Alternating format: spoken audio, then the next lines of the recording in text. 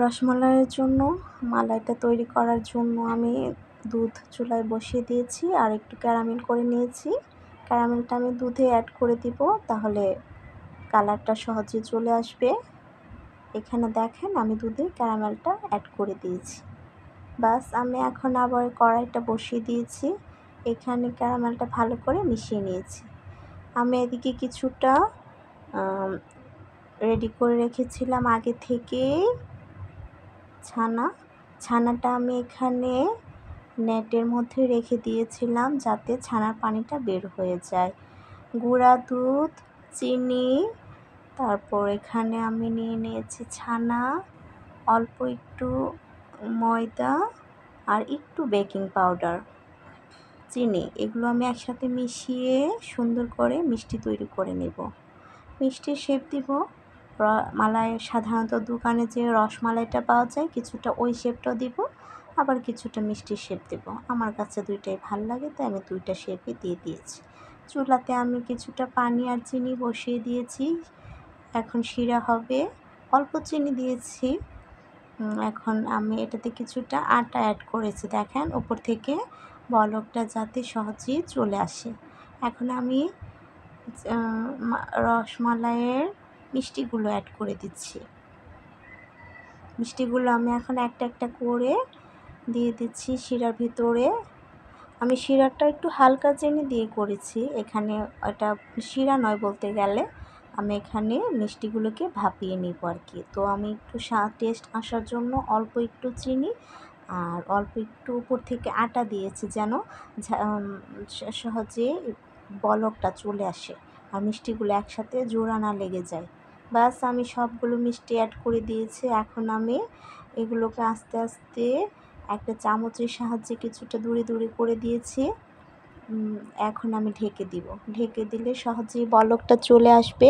চুলাটা আমি এখন কিছুটা হাই ফ্লেমে দিয়ে দিয়েছি, খুব সহজেই বলকটা চলে আসবে। দেখেন আমার মিষ্টিগুলো বলক চলে আসছে এবং কিছুটা ফুলে টইটুম্বর হয়ে গেছে।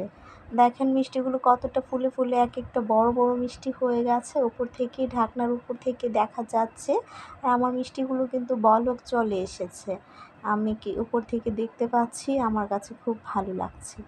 আপনারা এভাবে বানাবেন, অনেক মজা হয় খেতে। আমি রসমালাইটা নিজের হাতেই সবসময় বানাই, অনেক টেস্ট হয়, স্বাস্থ্যসম্মত হয়। আমি যেভাবে বানিয়েছি আপনারা এভাবে বাসায় বানাবেন, খুব সহজেই হয়ে যাবে। বলক আসুক, আমি কিছুটা সময় নিয়ে এখন আবার চুলাটা একটু লো ফ্লেমে করে দিয়েছি, যেহেতু মিষ্টিগুলো বলক চলে এসেছে। আমি ঢেকেই সিদ্ধ করব মিষ্টিগুলোকে। যত ভালো করে সিদ্ধ হবে তখন মালাইয়ের মধ্যে কিন্তু খুব সহজেই ডুবে যাবে, তাই আমি মিষ্টিটা ভালো করেই সিদ্ধ করে নিচ্ছি। আমি ঢাকনা দিয়ে ঢেকে সিদ্ধ করেছি, দেখেন প্রতিটা মিষ্টি ডাবল হয়ে গেছে, কত সুন্দর দেখাচ্ছে। ঢাকনার উপর থেকেই কিন্তু দেখা যাচ্ছে মিষ্টিগুলো। আমার রসমালাইয়ের মিষ্টিগুলো অনেকটাই সুন্দর হয়েছে, প্রতিটা মিষ্টি সফট হয়েছে, আবার একটা মিষ্টিও কিন্তু ভাঙে নাই। দেখেছেন কত সুন্দর হয়েছে। আমার মতো এভাবে আপনারা বানাবেন। একটু চিনি আর অল্প একটু আটা অ্যাড করবেন, এই 1 চিমটি আটা আর চামচ দিয়ে ধরেন 1 টেবিল চামচ, 1 টেবিল চামচ, বেশি না, 1 টেবিল চামচ চিনি অ্যাড করবেন, বেশি নয়। বেশি অ্যাড করলে তো মিষ্টিটা এখানে মিষ্টি হয়ে যাবে। আমি তো মিষ্টিগুলো তৈরি করার সময় কিছুটা চিনি দিয়েছি এখানে মিষ্টিগুলো সিদ্ধ করার সময়। আমার মিষ্টিগুলো আমি টেস্ট করে দেখছি সিদ্ধ হয়েছে কিনা। কিছুটা সিদ্ধ হয়ে গেছে, আরও একটু সিদ্ধ হবে, আমি আবার ঢেকে রান্না করব। এখন আরও 5 মিনিট ঢেকে রান্না করব। আমি ঢেকে দিলাম, দেখেন এখন মিষ্টিগুলো পারফেক্টভাবে হয়ে গেছে।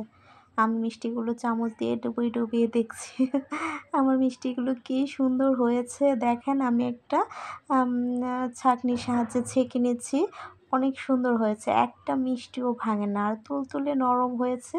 ইচ্ছা করলে তো এখানেই স্পঞ্জের মিষ্টির মতো খেয়ে নেওয়া যায়। আমি রসমালাই তৈরি করব, তাই আমি মিষ্টিগুলো কাউকে খেতে দেই নাই, নিজেও খাই নাই। আগে রসমালাই হবে, তারপর সবাই খাওয়া হবে। আপনারা কিন্তু এভাবেই বানাবেন। দেখেন পানিটা ছাঁকা হয়ে গেছে, মিষ্টিগুলো কতটা সুন্দর হয়েছে। প্রতিটা মিষ্টি সফট তুলতুলে সাদা ধবধবে হয়েছে। আর মনে হচ্ছে একটা খেয়ে নেই। আপনারা কিন্তু বানানোর সময় খান কিনা আমাকে জানাবেন। আমি কিন্তু খাই নাই। আমি রসমালাই বানিয়েই খাবো। দেখেন এই যে পানির গ্লাসে আমি মিষ্টিটা ডুবিয়ে কিন্তু টেস্ট করে দেখেছি। খুব সুন্দর হয়েছে। আমার মালাইটা তো আমি আপনাদেরকে দেখিয়েছি।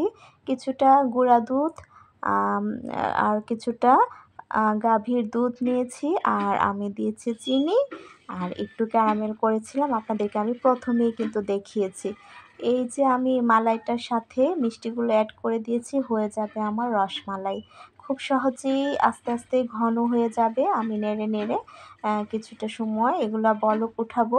এটা বলক আসলেই কিছুক্ষণ পরেই ঘন হয়ে যাবে। কারণ আমি দুধটা আগে থেকেই জাল করে নিয়েছি আর চিনি দিয়েছি কিছুটা। আমি কিন্তু ক্যারামেল তৈরি করে ১ম এই আপনাদেরকে দেখিয়েছিলাম, এড করেছি। তাই কালারটা তখনই চলে আসছে। আর এখন শুধু ২ থেকে ৩ টা বলক আসলেই কিন্তু ঘন হয়ে যাবে। কারণ মিষ্টিটাও তো সিদ্ধ করা হয়ে গেছে। আর মালাইটাও কিন্তু রসটাও কিন্তু আমি আগে থেকেই আপনাদেরকে ১ম এই দেখিয়েছি, রেডি করে রেখেছিলাম। এখন শুধু একসাথে ২ টা একসাথে করে ২ থেকে ৩ টা বলক আসলেই কিন্তু দেখেন কেমন ঘন আর কালারফুল হয়ে গেছে। আমার রসমালাইটা কিন্তু দোকানের রসমালাই থেকে কম মজা হয়নি। প্রত্যেকটা রসমালাই কিন্তু আস্ত, আস্ত আছে, একটাও ভাঙেনি। প্রতিটা রসমালাই আস্ত আছে। আর দেখেন আমার রসটা কতটা ঘন হয়েছে। ইস! এত ইয়াম্মি আর টেস্টি হয়েছে না, আমি নিজে খেয়েছি। আপনারা বাসায় বানিয়ে খাবেন আর আমাকে কমেন্ট করে জানাবেন কেমন হয়। প্রতিটা রসমালাই সুন্দর আর রসে টইটুম্বুর।